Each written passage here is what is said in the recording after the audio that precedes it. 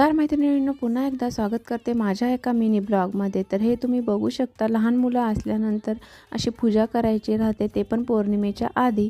त्याच्यानंतर संध्याकाळचं routine share करते मी। आळूची वडी बनवून घ्यायची होती आणि तुम्ही बघू शकता ह्यावेळेस मी डिफरन्स पद्धतीने करते, जे की आळूचे पानं एकदम बारीक चिरून घेतलेले आहेत आणि त्याच्यामध्ये आपण सगळं आळूच्या पानांसाठी जो मसाला पीठ बनवतो ना, सगळं सामान ते त्याच्यात ॲड करायचं आहे। आणि हा बघू शकता तुम्ही खलबत्ता लाकडाचा आहे, खूप छान आहे, त्याच्यात लसूण खूप छान कुटला जातो।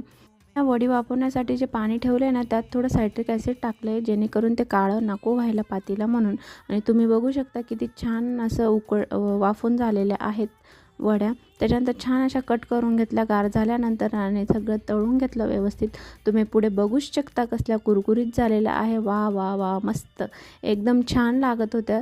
टेस्ट तर खूपच छान झाली असेल। तुम्हाला खायची इच्छा झाली असेल तर करून नक्की खा। चॅनलला लाईक करा, सबस्क्राईब करायला विसरू नका। भेटूया उद्याच्या ब्लॉगमध्ये। बाय।